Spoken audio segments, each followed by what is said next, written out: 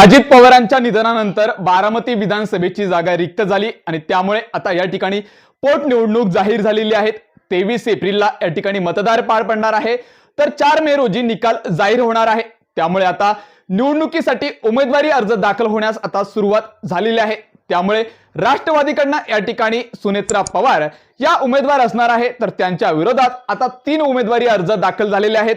असं बोललं जात होतं की या ठिकाणची निवडणूक ही बिनविरोध होईल, परंतु आता ही शक्यता मावळलेली आहे।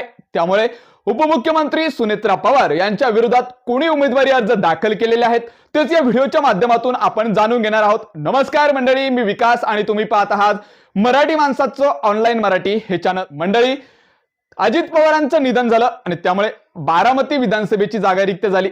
त्यामुळे आता या ठिकाणी पोटनिवडणूक पार पडते आहे।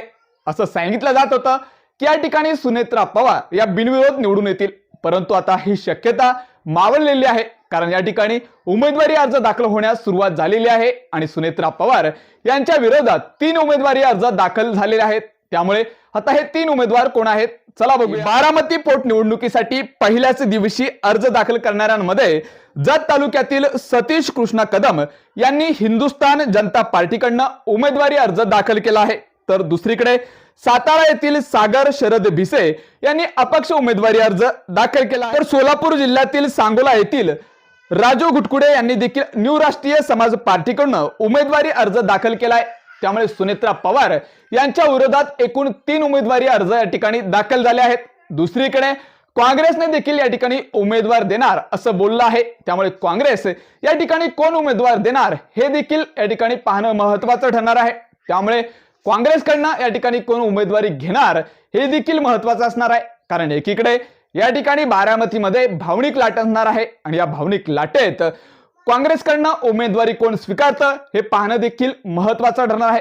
कारण सुनेत्रा पवार यांच्या विरोधात उभं राहण्यासाठी एक बलवान आणि मजबूत उमेदवार या ठिकाणी काँग्रेसकडनं महत्त्वाचा असणार आहे। त्यामुळे या भावनिक लाटेत काँग्रेसकडनं कोण उमेदवारी स्वीकारतं हे देखील महत्त्वाचं ठरणार आहे। त्यामुळे बघूया काँग्रेसकडनं या ठिकाणी कोण उमेदवार असणार आणि यापैकी जे उमेदवारी अर्ज दाखल झालेले आहेत त्यापैकी कोणी माघार घेणार का आणि कोण कोण या मैदानात असणार, बारामतीचा कौल कोणाच्या बाजूने जाणार, तुम्हाला काय वाटतं? बारामतीची ही पोटनिवडणूक कोण जिंकणार? कमेंटमध्ये सांगायला विसरू नका आणि अशाच अपडेट आणि माहितीपूर्ण व्हिडिओसाठी आपल्या चॅनलला सबस्क्राइब नक्की करा।